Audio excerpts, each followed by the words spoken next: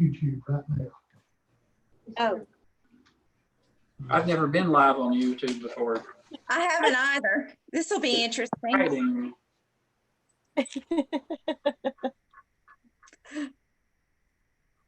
Okay, it says it's now streaming live. Okay. Ready? You're ready, Eva. All right, so we'll jump right into our agenda. It's nice to see everyone virtually today. It's a brave new world, isn't it? It is. Yes. All right, so public comments. We didn't have any. Okay, and we'll move right on into the agenda. So the minutes from March 9th, if everyone had a chance to look over those, Yes. get Yes. a motion to approve those as they are written. I motion to approve. I second it. All right. Any additions or deletions to the agenda for today?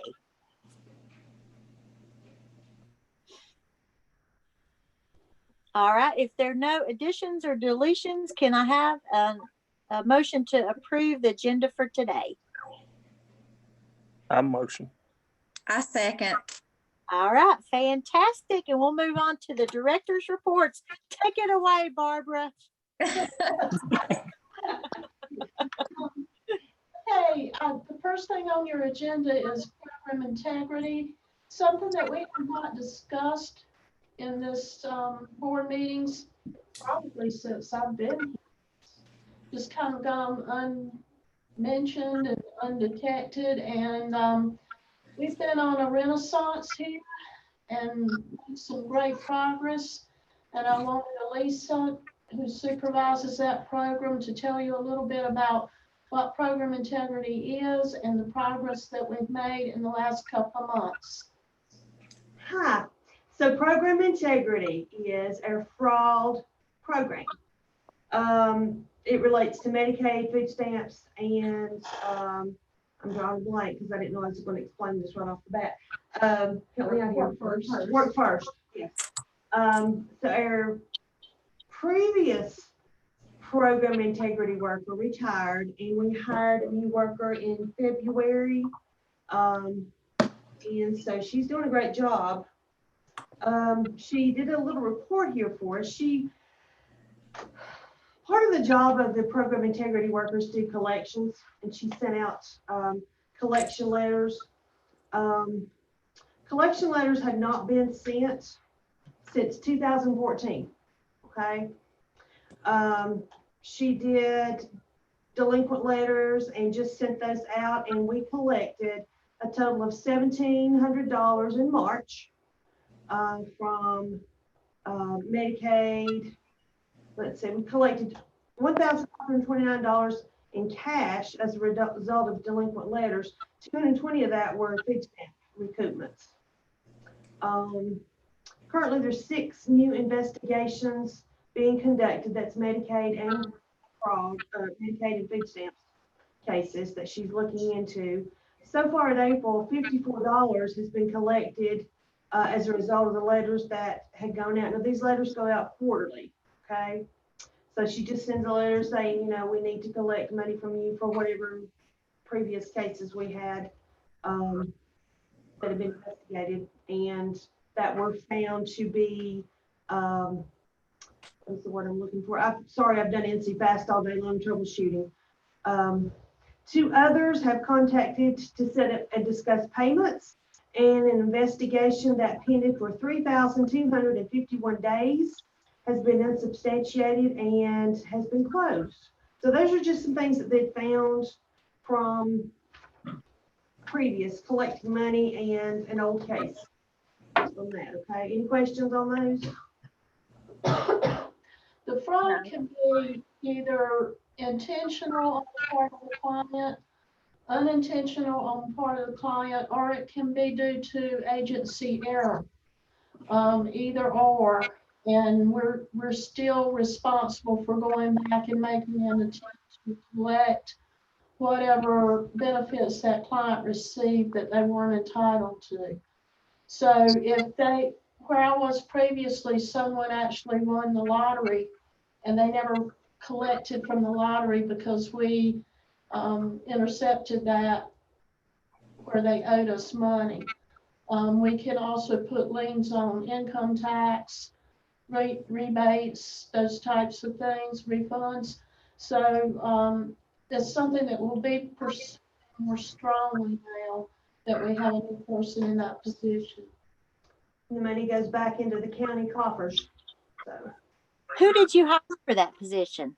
Jennifer Jennings, she was a Medicaid leave worker, and she just did a lateral transfer. Wow, sounds like she has jumped on it. She has. Yes. Knows nothing about program integrity and is learning, has gone to Yancey County to train under that work, has gone to Durham, and was down there actually when they closed Durham County down. She was in a 2-day training. So yes, she has jumped on it. She's not here today to introduce her to you, but Yeah, we'll have her come to your meeting. How much did you say that she had collected, or did you say how much that they had collected? So, she started in February, Jerry. okay. And she sent out collection letters, which were supposed to be sent quarterly. So far, she's collected a total of $1,747. Okay. Okay. In April, so far, she's collected $54 in cash. Okay. She's getting people that are upset that they're getting these letters again because they weren't sent. The last one was sent 2014. But she's graciously explained to them, that it's still there. The account's still there. We've got stuff. Good job. Thank you. Okay. And let me just kind of fill you in on what's going on with, our agency has closed to the public, but we're getting in food stamps. They can apply online. We have a table set up out in the breezeway where they can pick up applications for Medicaid food stamps. All the programs that they would walk into the agency and apply for, they can pick up an application. So, and we also have a drop box that we put on the outside of the building so they can drop their applications and information into that drop box outside.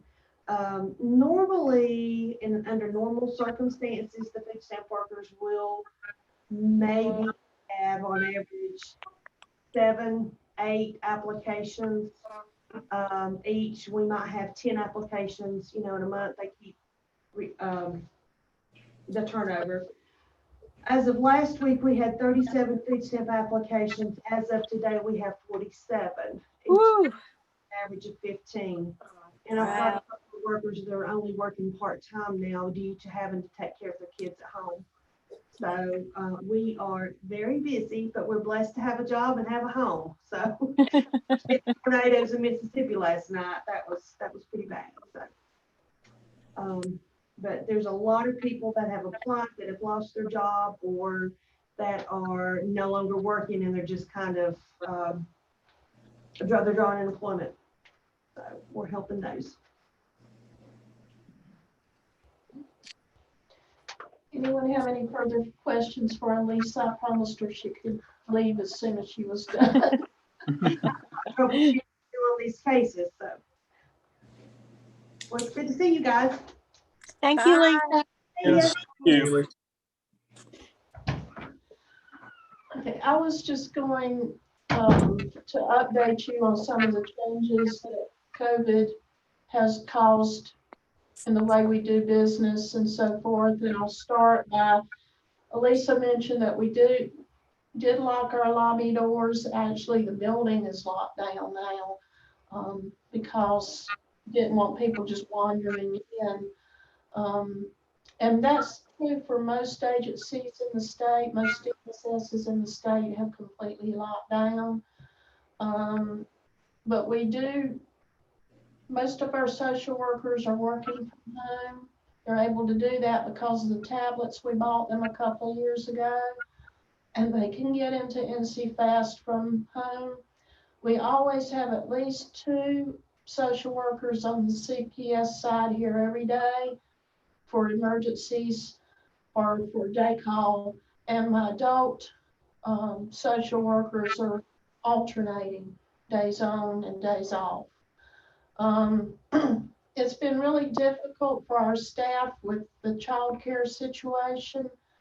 And so some staff are flexing out. I don't know if you're all familiar that part of this big package that Mr. Trump passed a couple of 3 weeks ago has an emergency FMLA and an emergency sick leave provision for people who don't have childcare or having difficulty with childcare, so they can take leave with 2/3 pay for up to 12 weeks. Fortunately, not everyone is trying to take it all at the same time. We're trying to be really flexible with our people, and we've got some people that are working 3 days a week, some people are working 2 days a week, and some people are coming in at 7 and leaving at 3, and we're just trying to, whatever works for our staff to make it where we can still do business and try to be as compassionate with them as we can. So that's how we're working right now. A lot of policy and rules have changed dramatically since this started. And I'm just going to go through and hit some of the high points just in case you happen to get a question about how we're doing things now. It's been a little overwhelming. Some days I'm like, I just got to get out of here because the emails are just ding, ding, ding, ding, ding from Raleigh and making so many changes.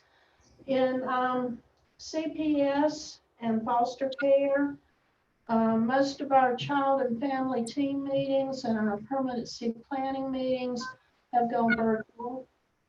So something similar to what we're doing here. The monthly visits that we have to do with our foster children are all virtual. Crossnor is closed down. They're not letting anybody on campus. Grandfather Home is closed down. So we're pretty much doing all the visits virtually now, unless there's an emergency of some sort. Court has shut down. I'm sure, Mike, you're familiar with that as well. The only court we've had so far is when we have a 7-day hearing, when we take custody. We're still having 7-day hearings, but all of our other court is put off until at least June now. So we're not having court hearings. Families, parents who want to visit their children are visiting them virtually. We only had a couple of parents who weren't real happy with that, but when we explained it was to protect their children and their children's health as much as anything, it's worked out fairly well. So we're having virtual visits with all of our state reps. No one's coming into the office. None of the monitors are coming into our office anymore. At least for now. That's a good thing. That's not a bad thing right now. It's not a bad thing. So that's pretty much how Children's Services is working. And it's done well. We've not had any problems with unanswered phone calls. We have their phones in the office are automatically switching over to their work cell phones, so that if they get a voicemail or they get a call on their work office line, they automatically get it at home or wherever they happen to be at the time. So we've not had any issues with that so far. The adult services has changed dramatically. We're not allowed, unless it's an emergency, we can't do our monitoring in the adult care homes. We don't go into the long-term care facility. Of course, those people are so susceptible to the virus that we don't want to infect them if we can possibly help it. We've not had a great number of reports. It's been very, very quiet, and it's almost like we're waiting for the other shoe to drop after this is over and people start checking on folks again. We continue to check with people by phone. We go by their house and stand in the yard or stand on the front porch, but we avoid going in or getting too close to anyone so that we won't infect them. Let's see. For Medicaid and food stamps, the renewal process is in stasis. So anyone who was due to come in for a review, they've got about a year before they have to come for review. There will be no reviews done. They just automatically receive at the same rate that they have for previously. So that's the same for Medicaid and food stamps. Child care, they're pouring a lot of money into keeping the child care facilities open and trying to keep those children in child care to allow their parents to work, essentially parents in the essential functions or the most targeted areas. We cannot close any Medicaid account unless the beneficiary is moving out of state, has died, or has requested termination of the program. So everyone who's on Medicaid now is going to be on Medicaid for probably at least a year. And they will not have to renew. So those are kind of important things. Requirements for face-to-face interviews have been waived for all our programs. So we can do interviews by phone, which is at this point the best practice. And that goes for Work First, food stamps, Medicaid, energy assistance, all programs. They've waived or suspended the ongoing monitoring that we were under for Medicaid. I think that I discussed at our most recent meetings. They have suspended those and they're in stasis until all this is over. So it's just a different world. It's a different animal. We're doing totally different. Any questions? No. No. He was gone. He was back. Okay. I promised Jerry that I wouldn't keep you all till 6 o'clock. So My battery won't last that long. everything right now is just racing around, putting out fires and learning how they want things done differently, and trying to keep staff morale up as much as possible. And you know, our staff are working all day and then going home and teachers at night and trying to help with homework and that kind of thing. And so everyone's a little stressed, but we'll get through it.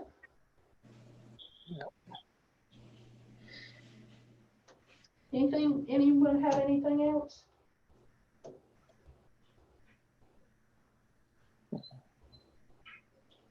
I can't think of anything. No. Yeah, I can't either, Barbara. So no old business, no new business, and I don't imagine we could do closed session even if we wanted to, even if Woody was here. Take it off of YouTube if we have to have a closed session. So if it presents itself, we can do that, but Okay. we won't have to. So yeah, I imagine when Woody's back, I like to pick on Woody about that because he picks on me about that. Well, guys, if there's nothing else, do I have a move to adjourn this meeting? I move to adjourn. Jerry moved, Vanessa second. Second, yeah. All right. Thank y'all for doing this. It's good to see everyone, and I hope everyone stays well and healthy. Take care.